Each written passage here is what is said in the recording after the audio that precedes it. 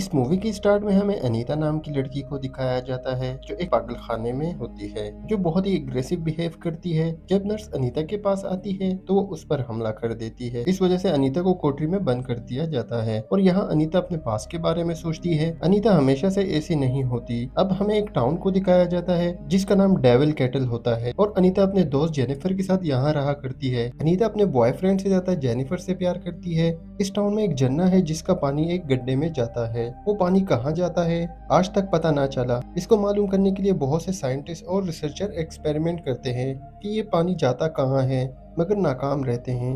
अब हम देखते हैं जेनिफर जो एक स्मार्ट, ब्यूटीफुल और पॉपुलर लड़की है और अनीता इसकी ऑपोजिट होती है। वो बहुत ज्यादा शाय और जेनिफर की तरह पॉपुलर नहीं है।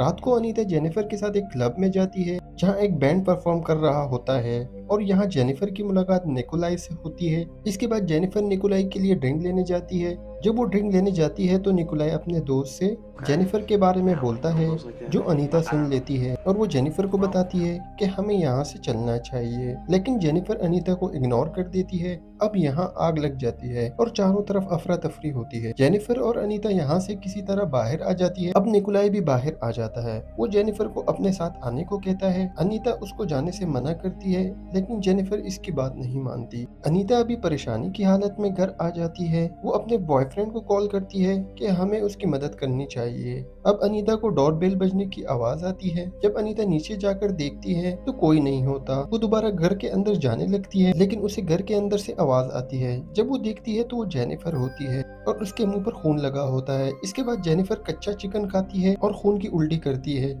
ये सब देखकर अनीता को कुछ समझ नहीं आता। अगले दिन अनीता जेनिफर के बारे में सोच रही होती है तो अचानक से वो आ जाती है और वो पूरी तरह नॉर्मल बिहेव करती है जैसे कुछ हुआ ही ना हो। जेनिफर अब अपने कॉलेज के फुटबॉल टीम के कैप्टन से मिलती है जो बहुत उदास होता है क्योंकि क्लब वाले एक्सीडेंट में उसके दोस्तों की मौत हो जाती है।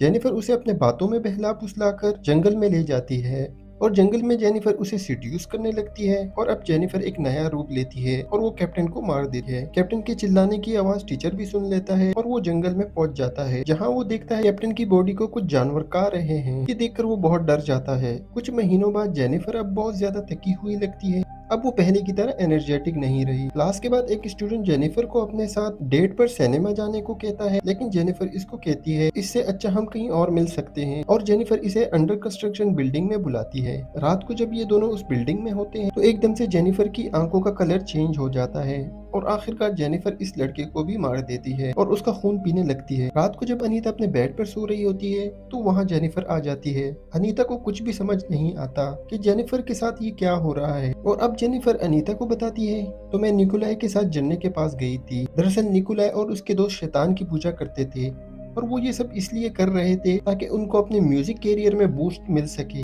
निकोलाई जेनिफर से पूछता है कि तुम वर्जिन हो और वो बोलती है कि हाँ मैं वर्जिन हूँ। तो निकोलाई उसको चाकू से मारकर गड्ढे में फेंक देता है मगर जेनिफर वर्जिन नहीं होती इसलिए बच जाती है। ये सारी बातें जेनिफर अनीता को बताती है तुम मेरी दोस्त हो और मैं तुम्हें कभी नुकसान नहीं पहुंचाऊंगी।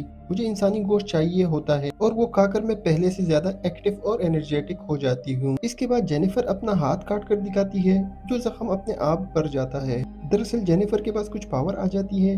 अनीता जेनिफर को घर से जाने को कहती है। इसके बाद जेनिफर घर की खिड़की से छलांग मार चली जाती है। ये देखकर अनीता हैरान हो जाती है क्योंकि ये खिड़की सेकंड फ्लोर पर होती है।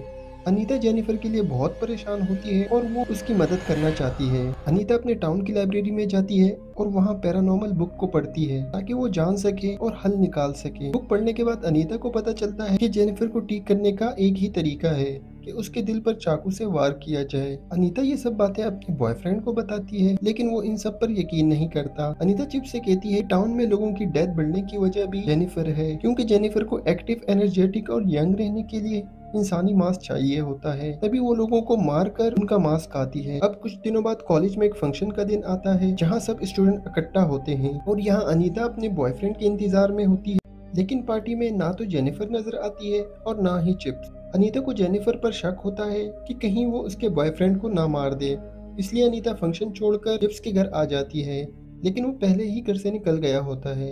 जब अनीता उसके घर पहुंचती है तो उसे पता चलता है कि जेम्स फंक्शन के लिए निकल गया है। रास्ते में जेफ जेनिफर से मिलता है। जेनिफर उसे अपने बातों में बहला फुसलाकर एक घर में ले आती है और उसे सीड्यूस करने लगती है, मगर चिप्स उससे कहता है कि मैं अनीता से बेवफाई नहीं कर सकता, मैं उससे प्यार करता हूँ। ये सुनकर जेनिफर चिप्स पर हमला करती है। अब यहाँ पर अनीता आ जाती है। अनीता चिप्स को बचाने के लिए जेनिफर पर हमला करती है।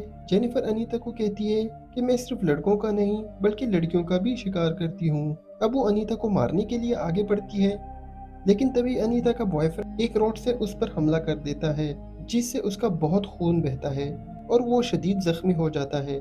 इसलिए वो यहाँ से चली जाती है क्योंकि अब वो बहुत ज्यादा कमजोर हो जाती है। अनीता का बॉयफ्रेंड जो बहुत ज्यादा जख्मी होता है वो दम तोड़ देता है। अनीता अब जेनिफर से अपने बॉयफ्रेंड का बदला लेना चाहती है, इसलिए वो जेनिफर के घर जाकर उस पर हमला कर देती है और आखिर में चाकू से उसके दिल पर वार करती है, जिससे शैतानी ताकतों के साथ साथ उसकी भी डेथ हो जाती है। तभी जेनिफर की मॉम आ जाती है और वो अनीता को देख लेती है। स्टोरी प्रेजेंट में आती है जहां अनीता एक काल कोठरी में होती है। जब अनीता जेनिफर को मारती है उससे पहले वो उसकी गर्दन पर वार करती है, जिससे जेनिफर की शैतानी ताकत उसमें चली जाती है। अनीता खिड़की तोड़कर पागल खाने से भाग जाती है और उसी झरने के पास जाती है। वहां अनीता को वही चाकू मिलता है जिससे निकोलाई ने जेनिफर को मारा होता है। अनीता इस चाकू को उठा लेती है। अब हमें निकोलाई के ब्रेन को दिखाया जाता है जो बहुत ही पॉपुलर हो गया होता है। वो सब अपने रूम में मस्ती कर रहे होते हैं और अगले पल में हमें दिखाया जाता है कि वो सब मर चुके होते हैं। सीसीटीवी फुटेज में हमें अनीता को दिखाया जाता है जो इनके कमरे से निकल रही होती है। दरअसल इन सबको अनीता ने ही मारा होता है क्योंकि इन्हीं की वजह से आज अनीता की ये हालत होती है और आखिरकार अनीता अपना बदला ले लेती है और यहाँ मूवी का एंड होता है। अगर आपको ये मूवी अच्छी लगी हो तो इस वीडियो को लाइक और सब्सक्राइब करना ना भूलिएगा। मिलते हैं नेक्स्ट वीडियो में।